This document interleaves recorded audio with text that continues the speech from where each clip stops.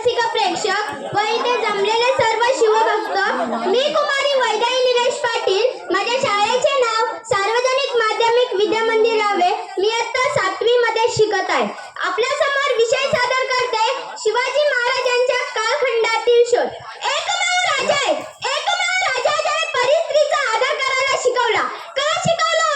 मी जेव्हा बाहेर जाते तेव्हा लोक मला विचारतात, का तुम्हाला माणसांबद्दल एवढं आकर्षण काय? माझा मित्र मध्यंतरी पंजाबला गेला होता. पंजाब फिरून आल्यावरती मला म्हणाला, ताई तू नेहमी सांगत असतेस तुमच्या राजांनी गडकिल्ले सांभाळले, तुमच्या राजांनी गडकिल्ल्यांसाठी बलिदान दिले. पण मी जेव्हा गेलो पंजाबला, राजस्थानचे बघितले गडकिल्ले, त्यावेळी तिथल्या राजांनी स्वतःसाठी महल सुद्धा बांधले. तुमच्या राजाचा एक सुद्धा महल बघायला मिळत नाही. लाल महल तो सुद्धा शहाजी महाराजांनी बांधला. उभ्या आयुष्यात कधी छत्रपती शिवाजी महाराजांनी स्वतःसाठी महल बांधला नाही. का बांधला नाही हो? कधी प्रश्न पडला? कारण बाहेरच्या राज्यातील राजांनी त्यांच्या मालक बायका नाचवल्या. माझ्या राजाने महल नाही बांधले, माझ्या राजाने 365 गडकिल्ले बांधले आणि या गडकिल्ल्यांच्या जोरावर इथल्या बायका वाचवल्या. अहो, हे गडकिल्ले आपल्याला सांगतात की महाराजांचं नवचैतन्य म्हणजे काय. मोबाईल नव्हतं त्यावेळी, हे जे बोलण्याचं साधन आहे हे नव्हतं त्यावेळी. मग काय करायचे महाराज? रायगडावरती गेल्यावर नगाखान्यापाशी उभं राहायचं. तिथून अत्यंत हळू आवाजात बोलायचं. सिंहासनापर्यंत खूप मोठ्या आवाजात ऐकू येईल. अत्यंत हळू आवाजात बोला, आजही बोला नगाखान्यापाशी. सिंहासनापर्यंत खूप मोठ्या आवाजात आणि स्पष्ट ऐकू येईल. हे महाराजांनी तंत्र निर्माण केले रायगडाचे. बघा ना, मोबाईल नव्हते त्यावेळी. मग कसं कळायचं महाराजांना? तानाजी मालुसरेंनी कोंढाणा घेतला. कसं कळलं महाराजांना की मिस कॉल टाकला, कोंढाणा घेतला म्हणून? तर नाही, तानाजी मालुसरेंनी गवताची गंजी पेटवून पांढरा धूर केला. महाराजांना राजगडावरती समजलं तानाजींनी गड घेतलाय, गड फत्ते केलाय. पांढरा धूर म्हणजे गड घेतल्याची निशाणी होती, तर काळा धूर म्हणजे स्वराज्यावरती एखादं संकट आलं याची निशाणी होती.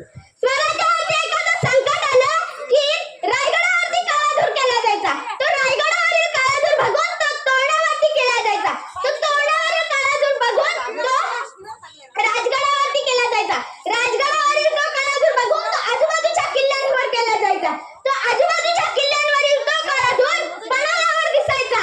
मग पन्हाळ्यावर काळा धूर केला जायचा आणि मग तो पन्हाळ्यावरील काळा धूर सिंधुदुर्ग किल्ल्यावर दिसायचा. मग सिंधुदुर्ग किल्ल्यावर काळा धूर केला जायचा. 10 ते 15 मिनिटांच्या आत स्वराज्यातील 365 गडकिल्ल्यांवर निधनाची किंवा वाईट बातमी पोहोचायची. एकमेव स्वराज्य आहे, महाराजांचं स्वराज्य आहे. बाहेरची लोक येतात, बाहेरची लोक बघून जातात. ज्यावेळी बाहेरच्या राज्यात जाल ना, त्यावेळी तिथली पुस्तकं वाचाल, त्यावेळी त्यांच्या पुस्तकात आपल्या राजाचा इतिहास बघायला मिळतो. आमच्या पुस्तकात शिवाजी महाराज 2 मार्काला, संभाजी महाराज 1 मार्काला, ज्ञानेश्वर तुकाराम महाराज तर काढूनच टाकले. परवा दिवशी माझी मैत्रीण मला भेटायला आली आणि मला म्हणाली, काय ग शिवाजी महाराज किती मार्काला पडतील? मी तिला म्हणाले, पडतील कसं, ज्यांनी महाराष्ट्र उभा केलाय. नाही वाचत आपण दुसऱ्या गोष्टी तुम्ही तुमच्या मुलांना दाखवत असता. महाराजांच्या इतिहासातून एक गोष्ट शिकायची. महाराजांनी त्या रयतेला जगण्याचं नीट निर्माण करून दिलं. महाराजांनी मावळा कसे निवडले? महाराजांचा राज्याभिषेक सोहळा होता. महाराज किल्ल्याची एक एक पायरी चढत होते. महाराज वर जात होते. आऊसाहेबांनी त्यांना विचारलं, राजा शिवाजीचा छत्रपती शिवाजी होतोय, कसं वाटतंय? कसं वाटतंय आपल्याला?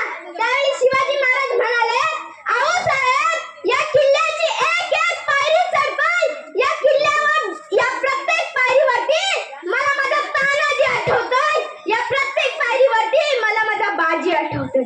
आऊसाहेब ते सोन्याचं सिंहासन 32 माळाच्या सोन्यानं जरी सजलं असेल तरी त्या सिंहासनावरती आपल्या मावळ्यांनी रक्ताचे पायडे वाहिले. तुम्हाला माहितीये, राज्याभिषेकासमयी एक इंग्रज अधिकारी आला होता. आपल्या प्रत्येकाच्या घरात राज्याभिषेकासमयीचे फोटो फ्रेम लावलेली असते. त्यात एक इंग्रज अधिकारी आहे, महाराजांना मुद्रा करतो. त्या इंग्रज अधिकाऱ्याचं असं वाक्य आहे, तो इंग्रज अधिकारी असं म्हणतो, महाराज त्या शिवाजी महाराजांच्या बाजूला एक माणूस उभा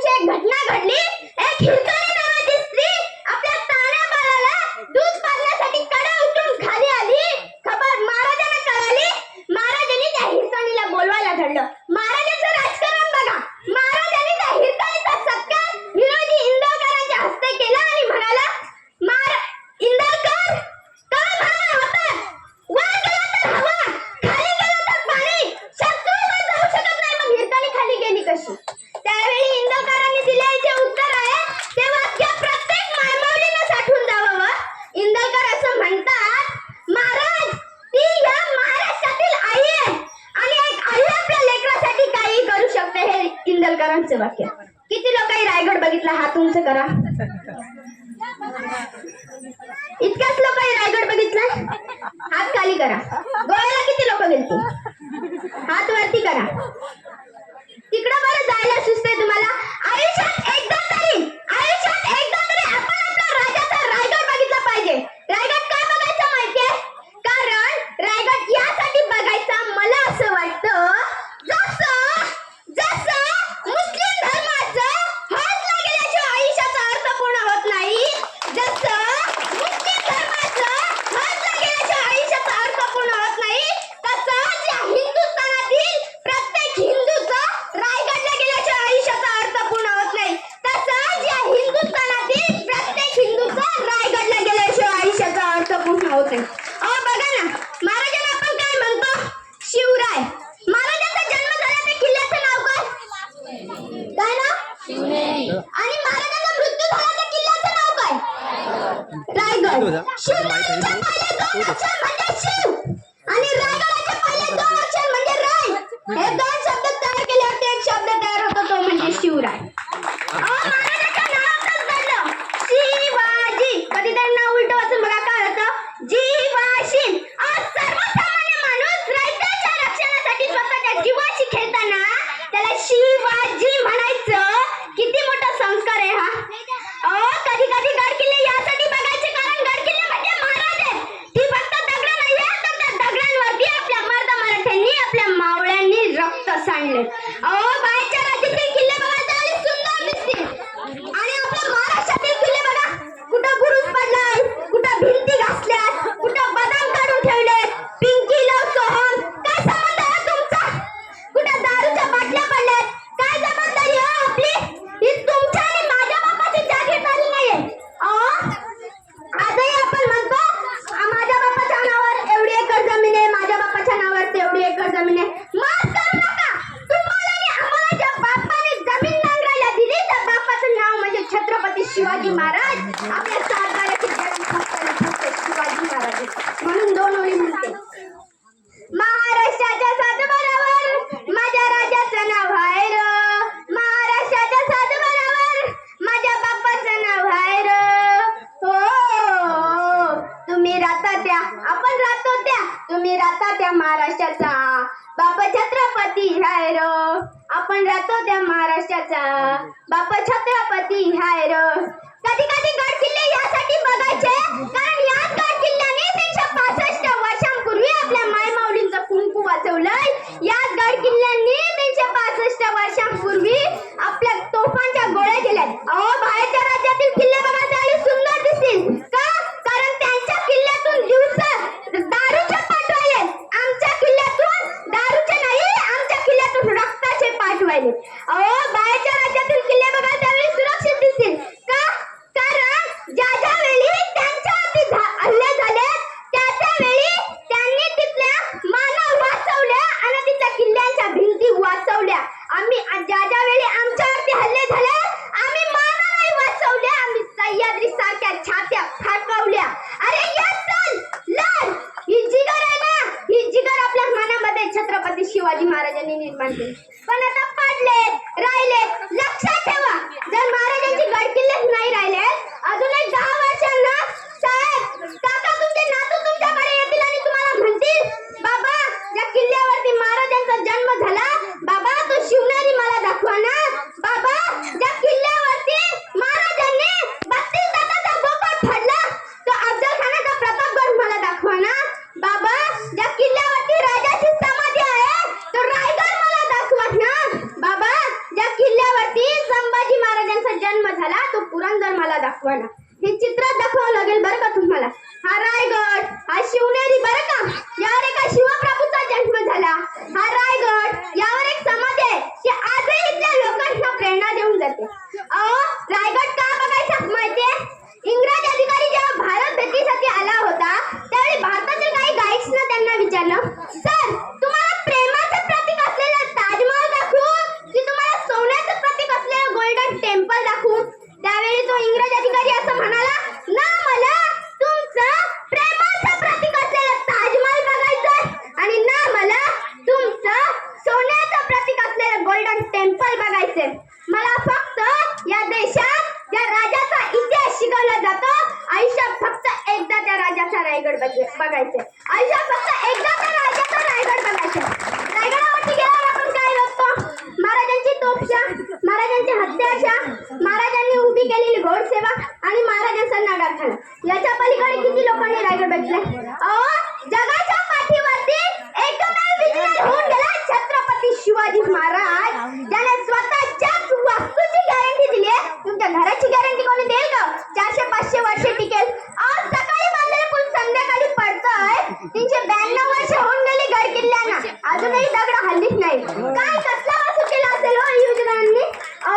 आपले आत्ताच एक पूल पडतायत, अजूनही आपल्या पाठीमागची दगड हल्ली नाही. कारण त्यावेळी टक्केवारी नावाची गोष्ट नव्हती. एकमेव गोष्ट होती ती म्हणजे इमानदारी. इमानदारी नावाची गोष्ट त्या दगडांमध्ये पेरली असावी, म्हणूनच तिथला पत्थर आणि पत्थर शाबूत आहे. जगाच्या पाठीवरती एकमेव विजनर होऊन गेला बरं का. इंग्रज अधिकारी असं म्हणतात बरं का, मी नाही. जगाच्या पाठीवरती एकमेव विजनर होऊन गेला छत्रपती शिवाजी महाराज, ज्याने स्वतःच्याच वास्तूची गॅरंटी दिली. कुठं दिले? रायगडावरती गेल्यावर होळी चकमावरती जगदीश्वराच्या मंदिराकडे जाताना एका भिंतीवरील शिलालेखात महाराजांनी त्या किल्ल्याचं हमीपत्र म्हणजेच महाराजांनी त्या किल्ल्याचं वॉरंटी कार्ड लिहिलं. आजही त्या भिंतीवरील शिलालेखात बघायला मिळतं बरं का. शेवटचं वाक्य महाराजांचं म्हणतात, या चंद्र सूर्य दिवा करती. म्हणजे काय? या चंद्र सूर्य दिवा म्हणजे जोपर्यंत या पृथ्वीवरती, जोपर्यंत या संपूर्ण पृथ्वी तलावरती चंद्र आणि सूर्य असेल, तोपर्यंत रायगडाचा प्रत्येक पत्थर आणि पत्थर, रायगडावरील एक एक वास्तू टिकेल. कुठपर्यंत टिकेल? जोपर्यंत चंद्र आणि सूर्य असेल तोपर्यंत टिकेल. रायगडावरती गेला एक गोष्ट विचारायची काहीच ना. मला 392 वर्षापूर्वी महाराजांनी बांधलेलं शौचालय दाखवा. क्रिस्टलचं डिकॉम्पोजिशन कसं करायचं हे हिंदुस्थानातील फक्त एकच राजाला उमगला, ते म्हणजे छत्रपती शिवाजी महाराज. भवानी मातेचा लेक तो मराठ्याचा राजा होता. भवानी मातेचा लेक तो मराठ्याचा राजा होता. झुकला नाही कुणासमोर, मुघलांचा तो बाप होता. झुकला नाही कुणासमोर, मुघलांचा तो बाप होता. महाराजांची, शिवाजी महाराजांची कीर्ती बेफाम होती. महाराजांची कीर्ती बेफाम. भल्या भल्यांना फुटला घाम. याला कोण घालीन येसन, दरबारी पुस्ती बेगम. बडी बेगम म्हणजे अली आदिलशाहची आई बरं का. नजरेत तिच्या अंगार दरबार झाला गमगार. कोणी घेईना पुढाकार, साऱ्यांनीच मानली हार. इतक्यात अचानक एक सरदार उठला, बोलला, हमला आगे शिवाजी को. आणि त्यानं विडा उचलला. नाव तेच अफजल खान. हे नाव तेच अफजल खान. जिता जागता जणू सैतान. खान बोलले छाती ठोकून, शिवबाला टाकतो चिडून. कौतिक झालं दरबाराचे. खान निघाला मोठ्या गुरमीत.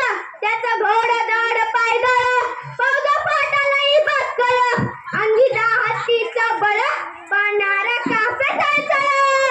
वाटेत भेटेल जरा चिडीत त्याचीत खानाची सेना निघाली. गावं लुटली, देवळं उद्ध्वस्त केली, आया बहिणींची आबरू लुटली. कोण कोण रोखणार हे वादा? आता शिवबाचे काही खरं नाही. इकडे निजाम, तिकडे मोगल, पलीकडे इंग्रज. जो तो हेच बोलू लागला. तिची सीर सायर अफजल खान जारमी या स्या राजाची सेना मुठभर. खानाला कसा ठोकणार, काय लढवावं हुंडणार, चिंतेचा पंत सरदार. महाराज आपण काही दिवसासाठी कुठेतरी अज्ञाशाही निघून जावं. काय म्हणालात रायबा? माझा आम्हाला आमच्या जीवाची पर्वा नाही, परंतु राजाचा जीव वाचणं गरजेचं आहे. रायबा, शिवबा केवळ आमचा पुत्र नाही, तर अवघ्या मराठी जनाचा स्वाभिमान आहे.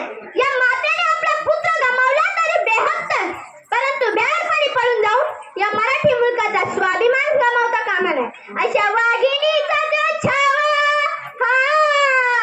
माझा आपला पुत्र आणि मराठी मुलकाचा स्वाभिमान विजय टीला लावूनच परत येईल. अशा वाघिणी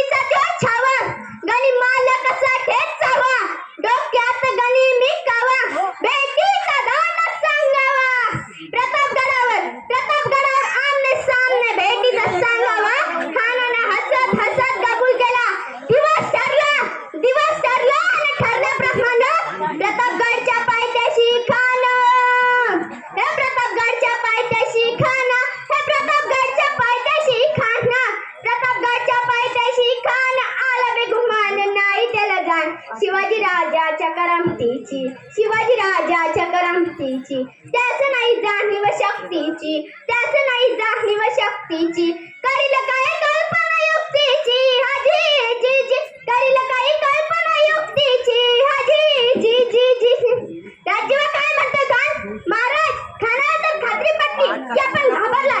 छान, आम्हालाही हेच हवं होतं. महाराज, आजच्या भेटीचं काय करायचं? पंथांकडून निरोप धाडा, म्हणावं की आमची तब्येत थोडी अस्वस्थ आहे, उद्या दुपारची वेळ ठरवा. जशी आज्ञा. खानाच्या भेटीसाठी महाराजांना एक शानदार शामियान उभारला होता. भेटीसाठी छान उभारीला, भेटीसाठी छान उभारीला, नक्षीदार शामियान्याला, नक्षीदार शामियान्याला. आणि अशा शामियान्यात खान डौलत डुलत आला, खान डौलत डुलत आला. सय्यद बंड त्याच्या संगतीला, सय्यद बंड त्याच्या संगतीला, शिवबाच्या संगती महाळा, शिवबाच्या संगती महाळा. राजाला पाहून खान म्हणतो कसं, आओ आओ शिवाजी, आओ हमारे गले लग जाओ, आओ. खान हाक मारितो हसरी, खान हाक मारितो हसरी, रोखून नजारा गैरी, जिरा जिरा रजी, जी जी जिरा जिरा रजी, जी जी जी जी. खानाने राजाला आलिंगन दिला आणि दगा केला. खान दाभिमान मानला, खान दाभिमान मानला. कटारीचा वार त्यानं केला, कटारीचा वार त्यानं केला. खर खर आवाज झाला, खर खर आवाज झाला. चिलखता